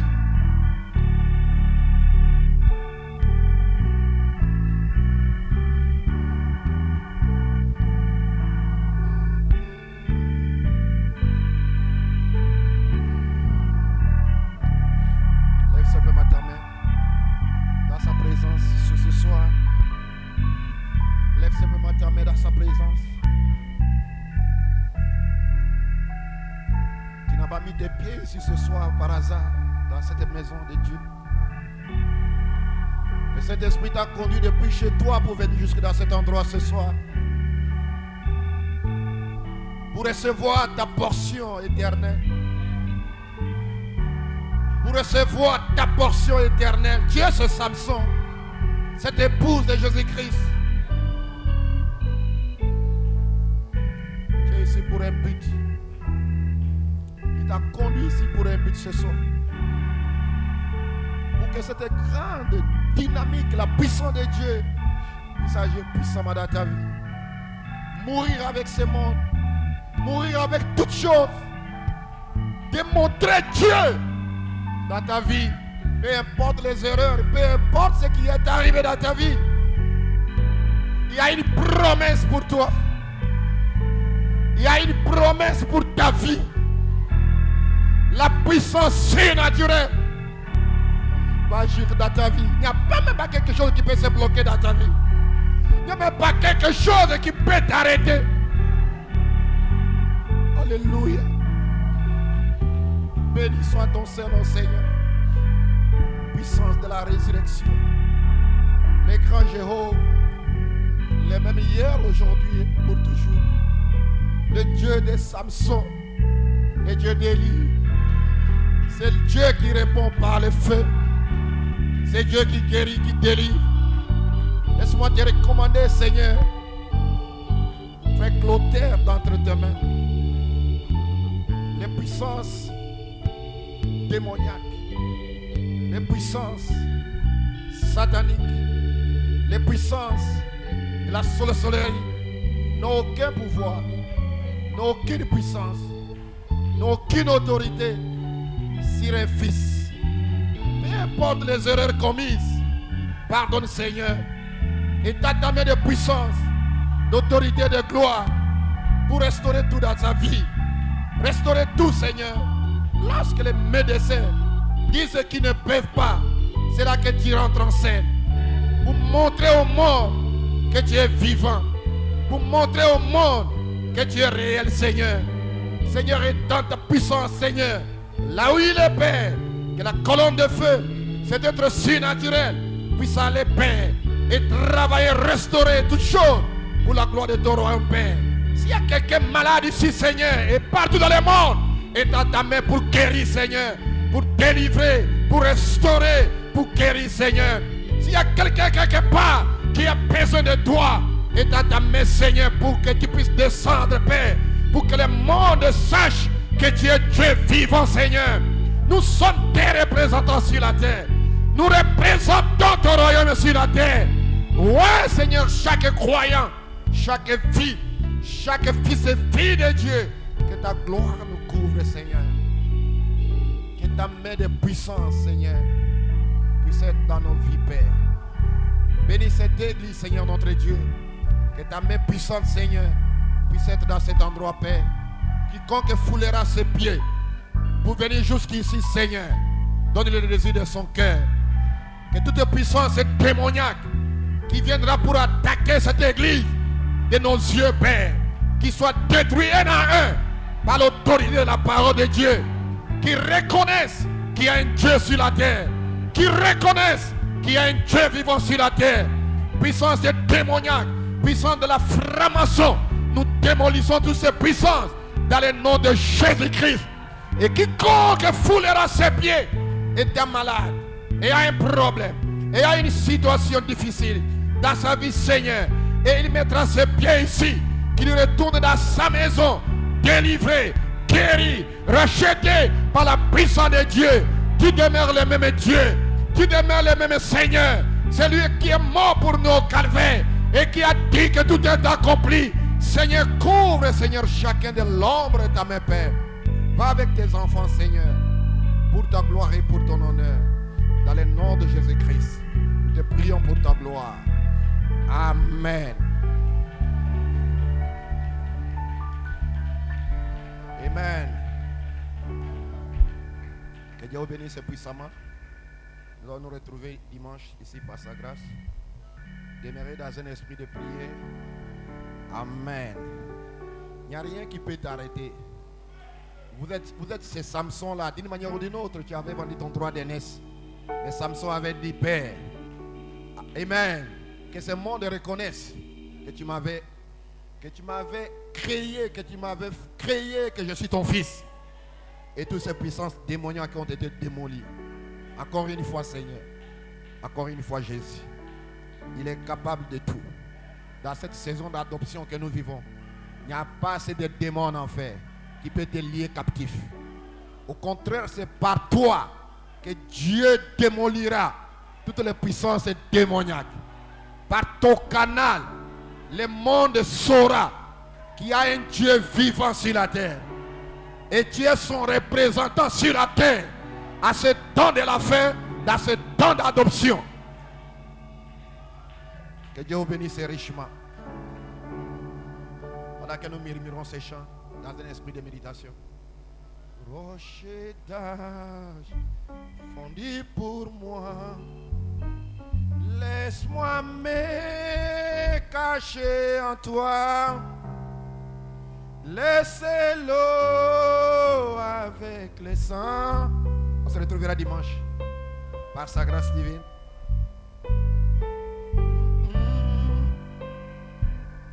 Très double remède